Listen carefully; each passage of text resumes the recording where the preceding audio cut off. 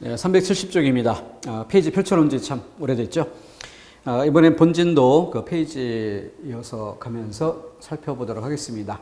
앞에 단어와 문장, 단어 문장 차원에서 공부할 게 있다. 이런 점을 강조드렸던 것에 이어서 이번엔 단락 정도 규모로 묶어서 실질적으로 우리가 눈앞에 펼쳐지는 그런 범위가 단락 중심이죠. 단락 쓰기에는 3대 원리가 있어요. 통일성, 그리고 완결성, 그리고 일관성. 통일성이라는 것, 한 문단의 화제는 하나의 소주제문을 중심으로 전개되어야 한다. 이런 원리인데, 그림으로 일반적 진술이고 특수 진술 여러 가지가 있다라고 할 때 가장 중요한 고리, 지금 하나의 소주제문을 중심으로 전개되어야 한다. 이 말을 시험 문제로 출제한다면 그러면 하나의 소주제문으로 전개되지 못했다. 이런 경우가 들어와야 시험 문제가 구성이 되겠죠. 그렇기 때문에 시험 문제에서 제일 중요한 고리가 뭐예요? 바로 이 부분을 이렇게 했을 때 포함 관계. 포함. 자, 이것이 문제를 구성하는 가장 핵심적인 원리입니다. 물론 그 포함이라는 것을 떠나는 그런 경우에는 예를 들어 여기가 동그라미 3개 수준이라면 동그라미 2개 수준의 뒷받침 문장들 이렇게 와야 되는데 어느 하나는 동그라미 2개가 아니라 동그라미 하나짜리. 그럼 뭐가 돼요? 지나치게 레벨이 세밀한 단계로 들어가 버렸죠. 그래서 이 부분과 맞지 않고 마치 이 세밀한 이것 때문에 이것이 얘를 뒷받침한다면 얘 때문에 얘가 오히려 강조점이 아닌가라고 오해할 수 있게 하는 이런 빌미가 되기도 하죠. 뭐 이런 것들도 통일성을 해쳤다 할 수 있겠고 여기에 전혀 다른 예가 나온다든가 또 다른 주제문이 될 법한 이런 내용이 나온다든가 이것도 또 통일성을 해치는 그런 양상이 될 겁니다. 그래서 이 부분은 반드시 그 문제를 예로 들어서 정리하는 것들이 필요한데요. 대부분의 뭐 실용문 영역의 문제들이 그렇습니다. 그래서 동일한 요 소항목을 기본 개념 하나로, 기본 예제 하나로 이렇게 짝지어가는 게 아니라 여러 개 문제를 모아서 연쇄적으로 풀어봐야 돼요. 그 연쇄적으로 풀어갈 때 다양한 답이 되게 만드는 방식, 이것을 본 뒤에 다시 이 부분으로 돌아와야 그때 비로소 온전하게 학습이 됐다 할 수 있을 겁니다. 그러지 않으면 이 추상적으로 설명된 이 부분이 굉장히 부실해질 수 있고 그것이 느낌만으로 문제를 푸는 잘못된 태도로 흘러가게 할 수 있어요. 그래서 여담을 살짝 넣어서 공부 방법에 관련된 걸 좀 추가해 보자면은 이렇게 어떤 용어, 개념어 이렇게 주어진다면 그에 대해서 추상적인 설명 여기 있게 되고 어떤 구체성을 띠는 예시 이런 것들로 설명되는 경우가 있어요. 그때 학습의 순서를 정리해 본다면은 첫째 용어를 살펴보고 둘째 추상적인 설명을 읽어보고 셋째 구체적인 예를 통해서 다시 한번 점검하고 그런 뒤 마무리 이게 제일 중요한데 다시 추상적 설명 여기로 와서 마무리가 돼야 돼요. 그림으로 그리자면은 추상적 설명이어야 이 전체를 온전히 감쌀 수 있다라고 볼 수 있습니다. 근데 학습자들이 범하는 실수 중에 많은 부분이 이 구체적인 예시뿐만이 아니라 대표성을 띠는 예시 이런 것들에 빠져드는 경우가 있는데 그것은 그림으로 그리자면 이거예요. 그러니까 이 네모 전체를 책임지는 게 아니라 가장 대표적인 이 부분에 놓이는 거예요. 가장 대표적이고 가장 모범적인 모델이 될 수는 있지만 전체는 아니라는 거죠. 그러니까 이런 관계를 쉽게 이해한다라고 착각을 하게 만들지만 쉽게 이해한다. 그래서 쉽다라는 게 굉장히 위험한 거예요. 이거를 난이도란 시각으로 접근하면 어떻게 될까요? 이 영역 전체를 책임지는 것 중에 가장 대표적이고 가장 전형적인 예입니다. 난이도는 어때요? 제일 쉽죠. 그럼 난이도 높은 이런 문제를 출제한다면 어디서 내겠어요? 이것과 좀 거리가 있어 보이는 이런 데서 시험 문제를 출제할 수 있을 겁니다. 그러니까 우리가 쉽다를 외치며 공부하는 상당 부분이 뭐야? 난이도 최하 수준의 것만 건드리다 끝나는 그러니까 모든 시험이 운에 맡겨지는 해괴한 상황에 빠져들 수 있는 겁니다. 합격하려고 공부하는 것이지 자기 만족도 높이려고 공부하는 거 아닙니다. 그런 점을 고려해서 이 추상적인 개념을 정확히 잡아줘야 되는데 대표성을 띠는 예시 거기에서 그치면 안 되고요. 여러 개 문제를 통해서 그 속에 흐르는 공통 분모를 느껴본 뒤 다시 돌아와서 마무리가 돼야 한다는 것이죠. 잊지 않도록 해야 되겠습니다. 두 번째 완결성. 소주제문은 예시, 상세와 이유제시 등으로 뒷받침되어 완결된 단락을 이룬다. 이때 시험 문제를 만드는 것은 바로 이렇게 대체로 일반적 진술이 주제문이란 가정 하에 그려본 경우에요. 그러니까 일반적 진술이면 일반적 진술, 특수 진술이면 특수 진술. 양자가 모두 갖춰져야 한다. 그래서 난이도가 제일 낮은 단계의 시험 문제는 양자 중에 어느 한쪽이 없어요. 일반적 진술이 없이 뒷받침 문장만 있거나 또는 일반적 진술은 있는데 그것을 대등한 수준에 다시 반복한 용어는 있지만 사실 뒷받침한 문장이 없거나 이게 제일 시험 문제로 출제가 되고요. 대부분의 문제는 뭐예요? 일반적 진술의 성격상 3가지가 필요하거나 4가지가 필요하다라고 할 때 그 중에 일부분은 들어와 있고 어느 한 부분은 빠져 있는, 그죠? 이런 경우. 그래서 뭐 글의 구성 방법이라고 설명한다고 하면서 서론, 본론, 결론 이렇게 3가지 정도는 설명해야 되는데 서론, 본론은 설명하고 결론에 대해서 언급이 없이 끝났다든가 4계절을 설명하겠다고 하고 봄, 여름, 가을 설명하고 겨울을 빼먹는다든가 이런 것들이 양적인 면에서 많다는 거죠. 그러나 수험생들을 현혹하려면 사실은 빠져 있음에도 언뜻 보면 빠지지 않은 것처럼 위장하는 능력이 있어야 되겠죠. 시험 문제 안에. 그러니까 마치 개수는 충분히 갖춘 것처럼 뭔가 좀 다르게 표현한 것처럼 보이지만 실제로는 앞에 것을 다시 설명한 것에 지나지 않고 3번째 요소를 제대로 설명을 안 했거나 아니면 3번째 요소 설명하지 않으면서 이 자리에 들어온 것은 꼭 해야 될 3번째가 아니라 불필요한 다른 엉뚱한 이야기를 채워 넣은 것으로 끝나버린다거나 이런 것들을 잡아내는 형태로 출제가 됩니다. 그래서 완결성 문제도 대체로 수험생들이 난이도를 높다고 느끼는 경우는 별로 없습니다. 아주 쉬운 문제로 많이 느끼는 그런 항목이고요. 3번째 단락쓰기 원리가 일관성인데, 일관성. 근데 저는 이 일관성이라는 용어가 고등학교 교과서에 사용된 용어예요. 그래서 이제 책을 쓸 때는 일관성이라는 용어를 사용해 주는 거고요. 근데 실제 강의에서는 더 중요한 것으로 긴밀성이라는 단어를 더 좋아하는 편입니다. 긴밀성. 여기에 조금 더 나아가면 응집성이라는 용어도 사용해 볼 만 하겠고요. 그래서 이 그림으로 보자면 첫 번째 통일성이 뭐였어요? 포함관계가 키포인트였어요. 포함관계. 그 다음에 완결성은 일반적 진술의 영역과 특수진술, 뒷받침 문장의 영역이 모두 갖춰져야 한다. 갖춰져야 한다.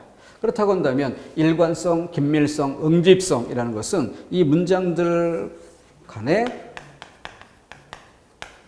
긴밀한 연결. 자, 이것이 문제 만드는 답을 판단하는 고리가 돼줘야 되는 것이죠. 자, 그래서 이 부분은 시험 문제로서 제일 많이 다뤄지고 또 수험생들의 난이도를 조금 있게 이렇게 느끼는 그런 영역이라서 실제 시험 문제의 그 학습의 중점이라고 볼 수 있습니다. 그래서 좀 보충 설명을 더 갖춰봤는데 일관성을, 긴밀성, 응집성을 점검하기 위해서 우리가 문제에 접근할 때 이렇게 내용적인 면, 형식적인 면 두 가지 면에서 점검하는 게 필요하겠다. 그러면 내용적인 면에서는 시간, 공간, 순서, 물리적인 특성, 논리적 관계 이거 다 글의 구성법에서 나온 용어들이죠. 그런 것들에 유의하면서 뭐 양태부사나 보조용언 등도 주의해야 할 요소다. 왜냐하면 양태부사가 뭐예요? 말하거나 글을 쓰는 사람의 태도가 드러나게 하는 부사. 예를 들어 설마 하면 아닐 것이다 라는 생각을 이미 갖고 있는 거죠. 과연 하면 인정, 긍정하는 방향에서 접근하고 있다. 보조용언도 그렇게 그 필자의 생각 이런 것들이 드러나는 이런 효과가 있습니다. 그래서 아주 쉬운 문제들은 이런 보조용어는 하나만 딱 점검해도 답이 결정돼 버리는 그런 경우도 있어요. 자, 그런데 내용적인 면은 한국인으로서 딱히 공부하지 않고도 누구나 접근하는 영역이고 이 내용적인 면의 판단 근거를 두고 답을 찾아서 답이 결정될 수 있다면 누구나가 다 풀 겁니다. 수험생들에게는 쉬운 문제라고 여겨질 거예요. 그럼 좀 어렵게 여겨진 문제는 뭘까? 이 부분을 찾아야겠죠. 대체로 여기에 있습니다. 접속어 사용, 지시어 사용, 조사, 어미 이렇게 좀 문법적인 요소 이런 것들이 독해에 중요한 구실을 하는 것들이 있습니다. 그런 것들을 고려했을 때 답이 명확히 보이는 게 있어요. 이런 부분이 수험생들이 많이 놓치는 경우가 있고 그걸 연습해 가는 것이 좀 고등한 학습 수준이라고 보아야 할 것입니다. 그래서 이런 것들을 토대해서 그 뒤에 이어가면은 문장 순서 재배열 단락이란 정도로 규모를 넓혀서 단락 순서 재배열 아니면 단락 나누기, 문장 나누기 이런 형태로 시험 문제가 출제될 때도 이 원리가 문제풀이의 방법입니다.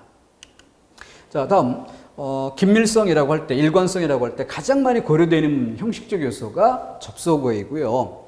접속어는 우선 크게 세 가지로 대별을 해서 순접, 역접, 전환 이렇게 세 가지로 대별하는데 일단 가장 낮은 차원에서 먼저 접근해야 될 것이 순접 안에도 세부 종류가 다르다. 역접 안에도 종류가 다르다. 이걸 살펴보는 것이 출발점이 되어야겠습니다. 그래서 순접이라고 넓게 묶어가지만 단순 나열도 있고요. 시간적인 선후 관계로 이어지는 것도 있고 원인과 결과의 관계로 좀 논리적 관계로 맺어지는 것도 있고 점층으로 나아가는 것도 있습니다. 이 모두를 순접이란 용어로 설명하기에는 문제 해설에서 공감하기가 조금 떨어지죠. 순접은 순접이되 나열인지 선후인지 인과인지 이걸 꼬집어 설명해 줘야 우리가 해설을 읽고도 그 문제에 대한 이해도가 높아질 겁니다. 역접의 경우 앞에 문장편에서 했던 것과 동일한 관점에서 서로 반대되는 내용을 다루되 어느 한쪽만 강조되는 그런 역접이 있고요. 서로 반대되는 것을 다루면서 양쪽이 다 강조되는 문장도 있고요. 정도의 차이를 강조하는 그러나도 있다.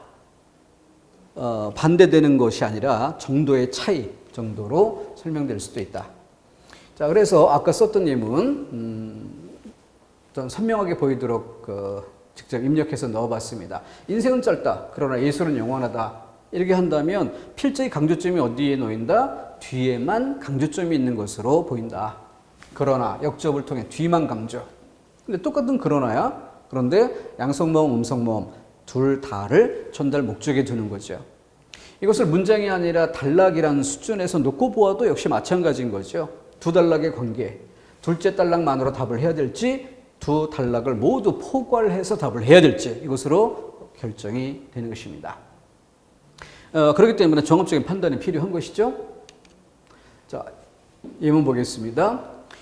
정보사회는 여러 가지 관점에서 규정되고 있다. 한 나라의 산업 구조에서 지식정보 산업을 포함하는 3차 산업의 취업 인구가 50%를 넘을 때 그 나라는 정보사회로 들어간다고 보는 사람들이 있다.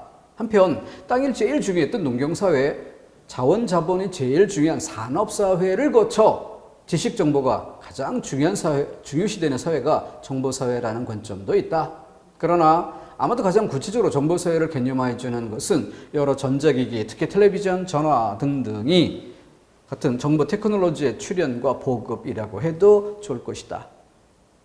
자, 크게 세 덩어리로 나눌 수 있죠? 그랬을 때 이 세 덩어리로 나눌 때 이 세 덩어리의 관계에서 그러나의 역할은 뭘까요? 바로 앞에 것을 부정하면서 어느 하나를 강조하는 이런 형태라기보다는 앞에 것도 긍정하고 뒤에 것도 긍정하지만 거기에 비해서 정도의 차이를 더 강조하는 그러나라고 봐야 되겠죠. 이렇듯 그러나라는 역접의 접속어 하나만 보더라도 그 역할을 획일화해서 볼 건 아니라는 거죠. 그 문장 안에 사용된 단어의 성격이나 문장 서술 방식이나 이런 것들이 종합적으로 고려됐을 때 이해되는 것이지. 그죠? 개념적으로 딱 정리했다고 해서 그거대로 풀리는 것은 난이도 최하 수준의 문제밖에 없을 겁니다. 우리는 항상 합격권에 드는 문제의 수준과 그 문제의 답을 찾을 수 있기 위한 준비에 뭐가 필요한가? 이걸 따져보는 것이 수험생의 자세인 거죠. 자, 다시 접속어 양상 다시 돌아와 보면 그럼 두 번째로 좀 중요하게 살펴볼 부분이 어디에 있을까? 바로 역접이라는 말, 그러나로 대표되는 역접이라는 접속어의 말과 그런데라는 말로 대표되는 전환이라는 것의 차이입니다. 이 정도 수준에서 9급에서 최고 난이도로 출제된 사례를 들어본다면 서울시에 한 문제가 있었고 경기도 지방직 시험에 한 문제가 있었는데 서울시의 문제는 문장 하나를 주고요. 여기에 들어갈 말로 1번 답지에 그러나 2번 답지에 그런데 한 문장만 가지고 이렇게 출제를 했었어요. 그때 3, 4번은 전혀 아니니까 1, 2번 중에 골라야 되는데 그러나 그런데 이 두 개는 수험생들이 그동안 감각적으로만 공부했던 수험생들의 경우는 여기 둘 다 넣어보면 둘 다 느낌이 똑같다는 거죠. 그러니까 심하게 얘기하면 시험장 나오자마자 이거 출제 오류 아니냐라고 이야기하는 사람도 있었을 정도입니다. 그러니까 학습 자체가 이렇게 부실했다는 거예요. 넣어보고 자연스러운지를 따져보는 방식. 그러나와 그런데를 분간하지 못하는 이거는 전혀 시험장에 갈 준비가 안 돼 있다라고 봐야 되는 거죠. 그런데 시험장 가서 준비되지 않았음을 인정하는 게 아니라 출제 오류라고 지적하는 해교한 상황이 벌어지기도 한다는 거죠. 자, 그렇다면은 역접이라는 말과 전환이란 말은 과연 뭐가 다를까라는 것을 좀 더 실질적으로 공부해 볼 필요가 있겠죠.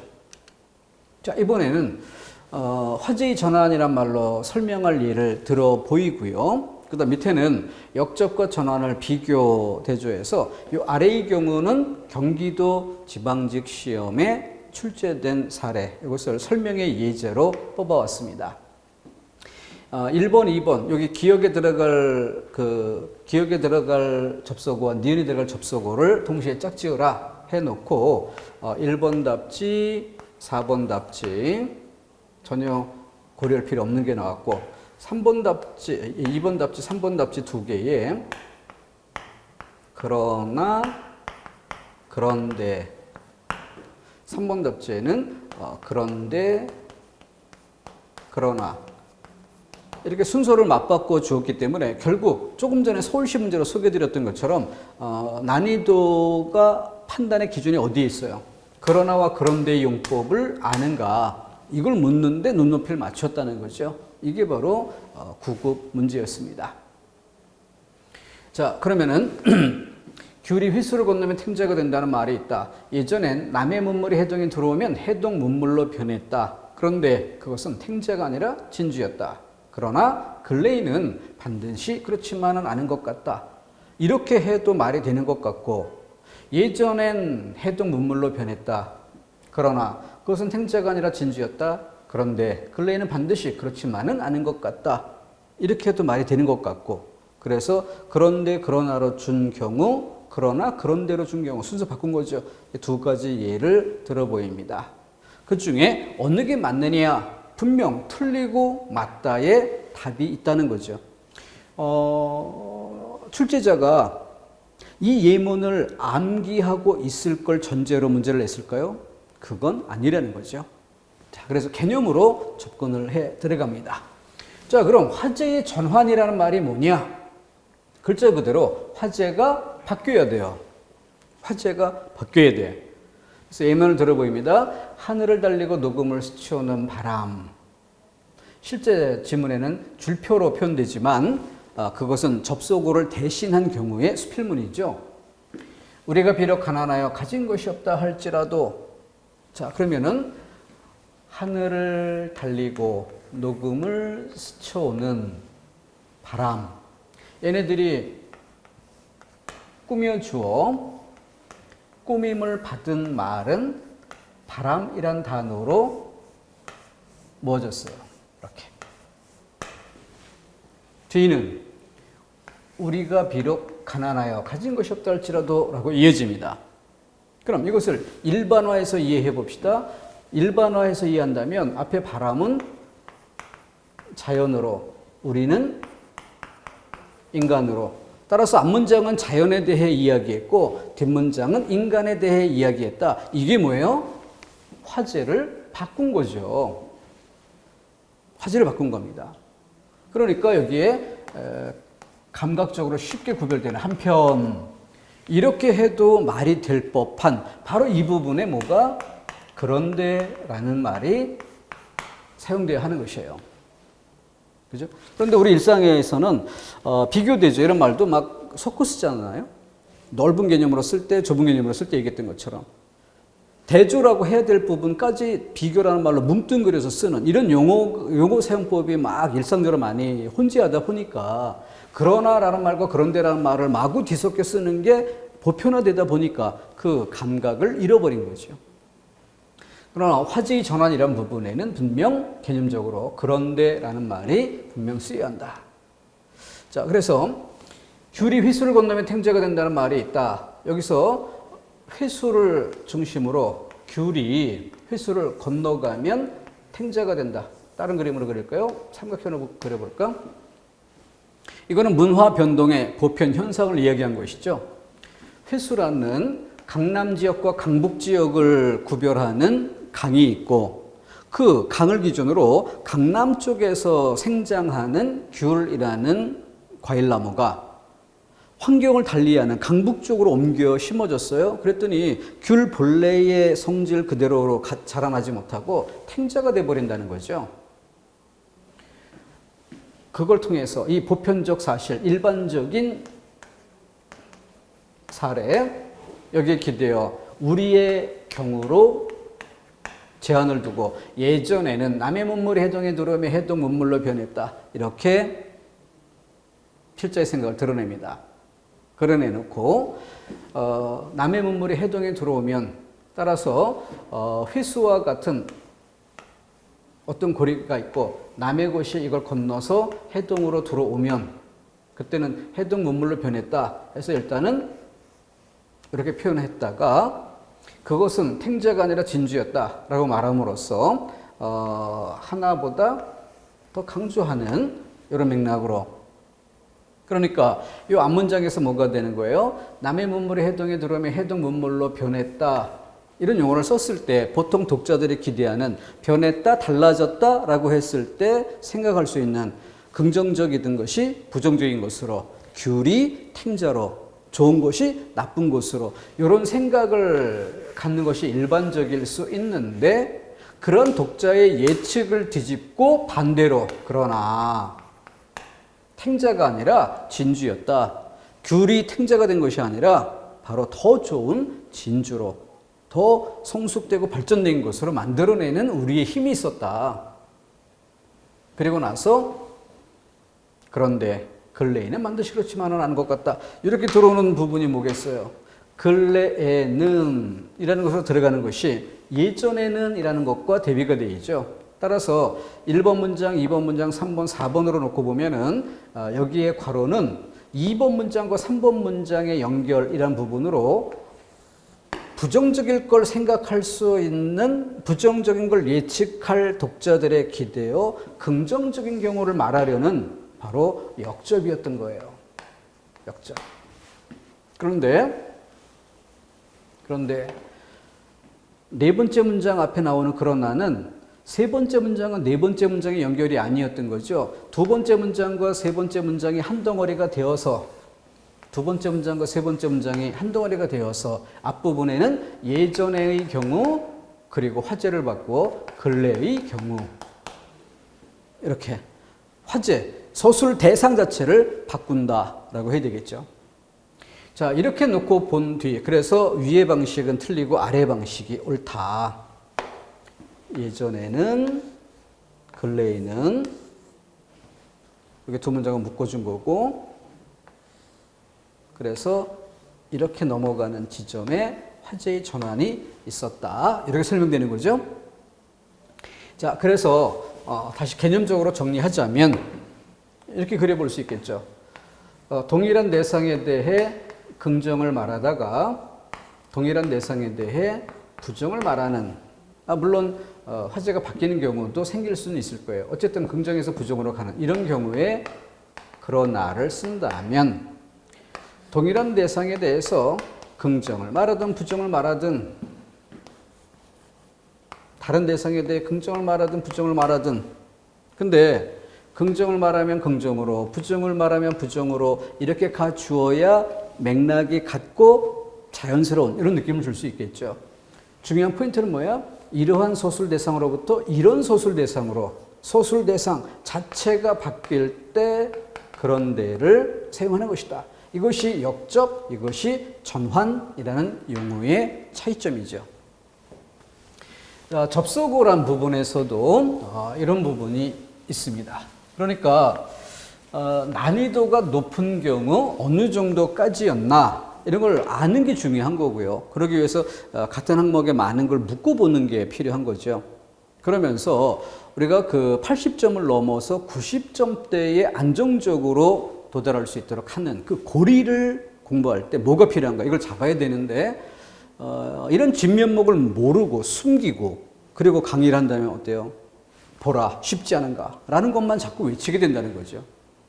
거기에 이끌려 쉽다, 쉽다, 명쾌하다 이렇게 즐기고 웃고 하다가 실제 시험하고는 무관한 이런 상태에 빠져들 수도 있는 겁니다. 수험생은 합격을 위해서 공부하는 거죠. 그걸 위해 필요한 지점을 잡아내도록 해야 되겠습니다. 자, 다음 항목으로 문장 간의 관계에서 주지, 이거 한번 읽어볼까요?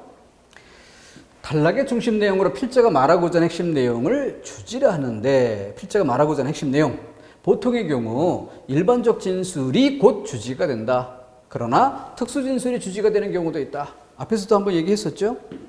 예를 들어 한 단락 전체가 연역법, 귀납법 등의 추론과 그 범위가 일치하는 경우에 연역법에서는 가장 구적 진술이 주지가 되고 귀납법의 경우에는 가장 일반적인 진술 부분이 주장이 된다. 이처럼 연역적이거나 귀납적으로 그걸 전개하는 경우 필자의 집필 의도를 고려해야만 올바른 판단이 가능하다. 조금 다른 예를 들어볼게요.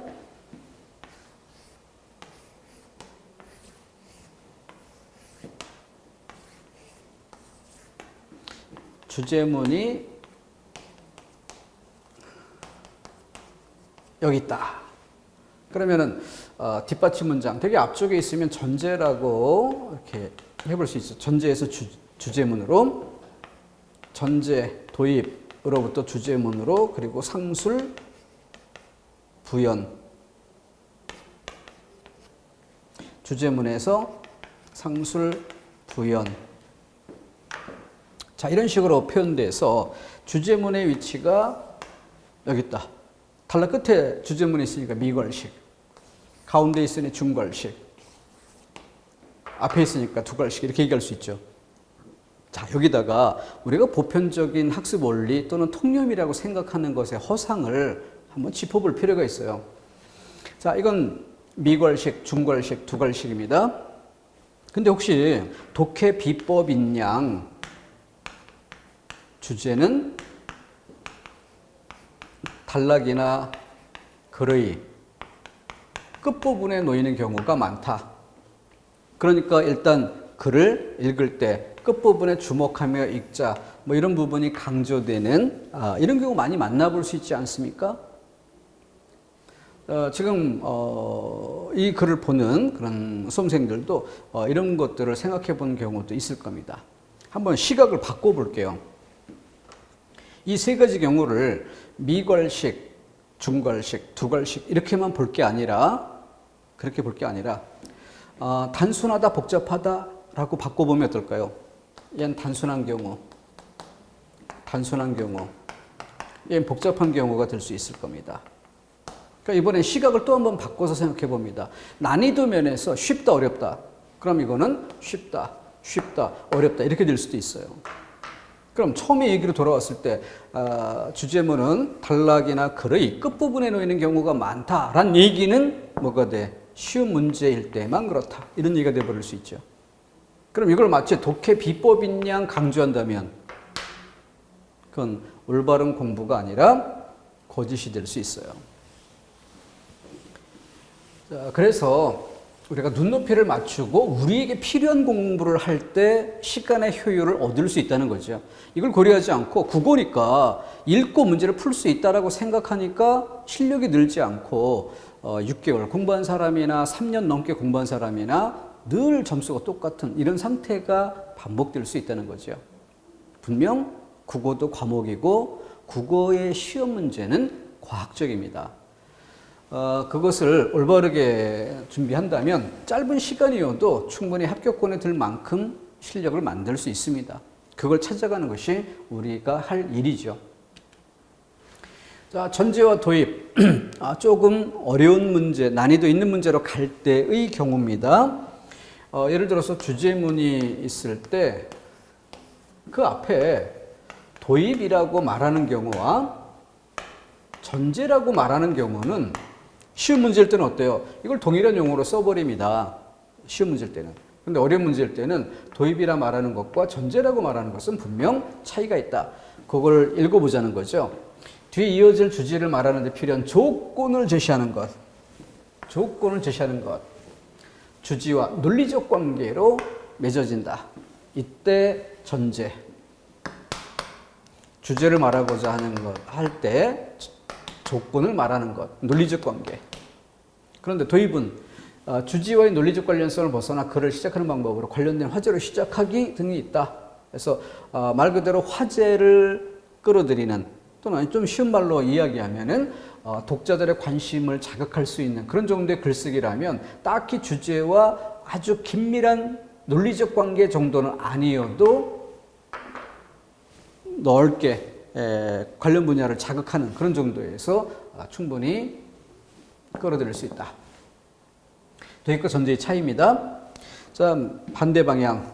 주제문이 앞에 나오고 그 뒤에 상술한다는 것과 부연한다는 것 역시 쉬운 문제에서는 동일한 뜻으로 쓰지만 어려운 문제는 동일한 뜻으로 사용하지 않고 그 차이를 구별할 것을 요구합니다. 구별한다면 상술, 주제의 내용을 자세하게 풀어서 서술하는 것이다. 따라서 포함관계, 포함된 것 안에서 자세하게 나누어 그게 상술이에요.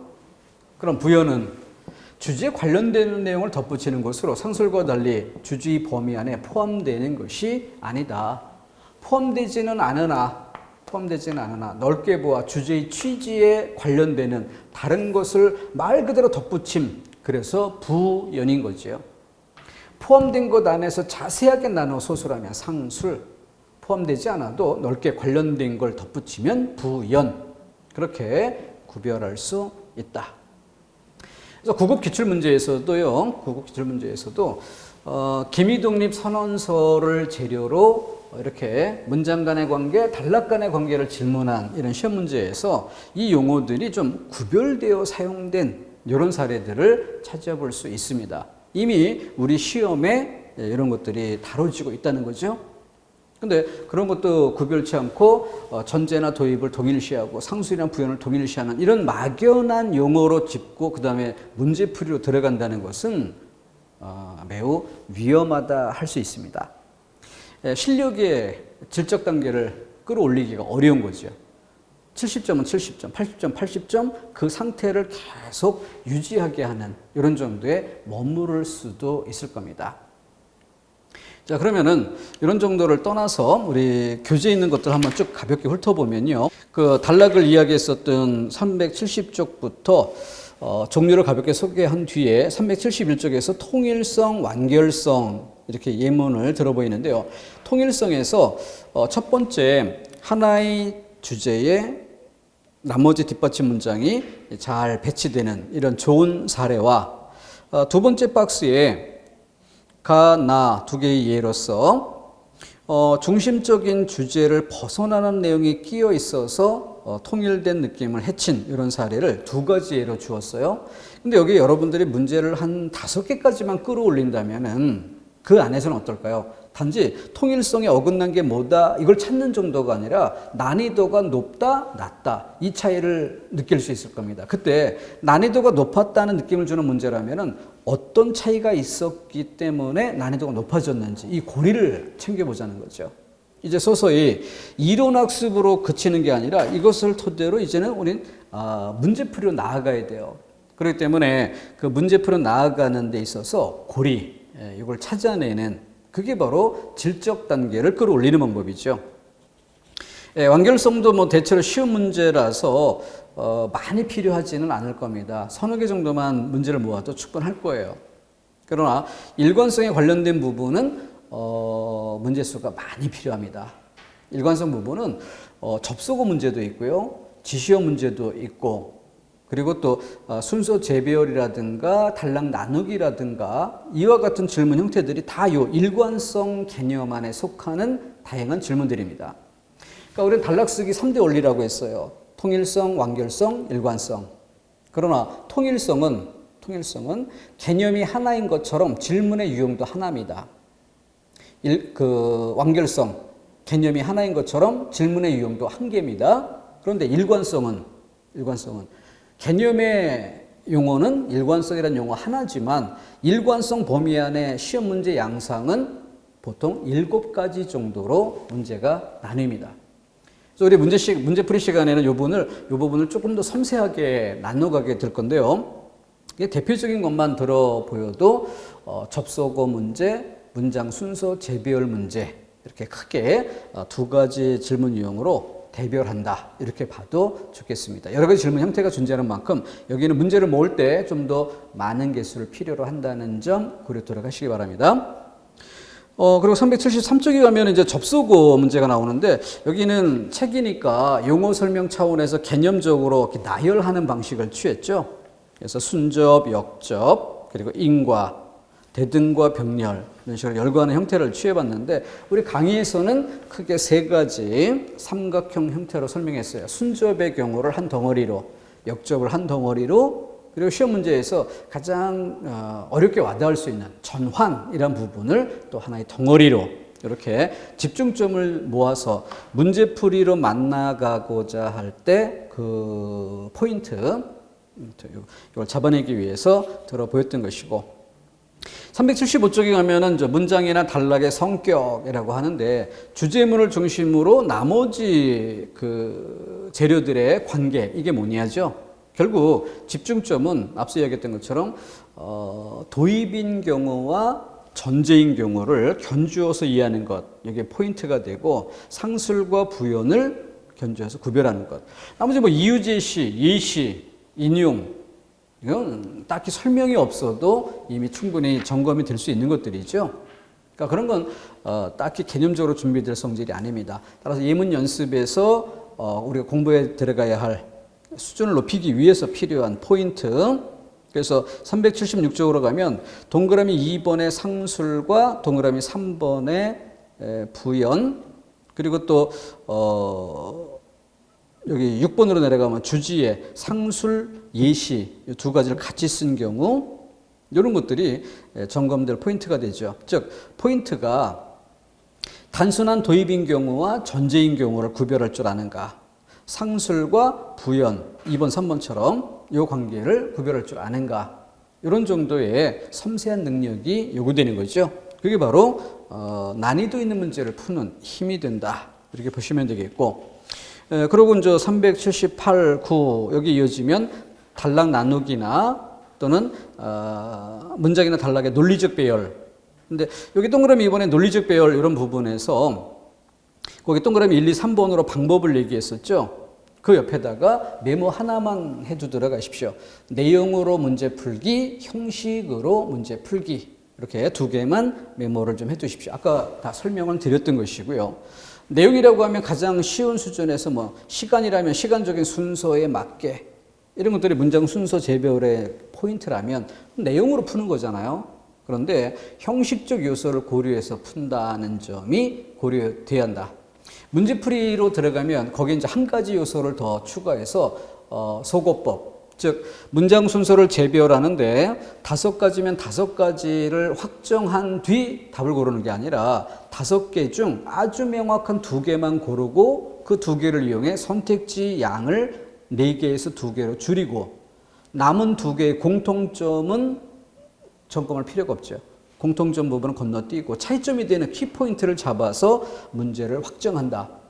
시간을 줄이면서도 정확한 문제를 풀기 위해서 설명의 중심점을 거기에 두게 될 것입니다.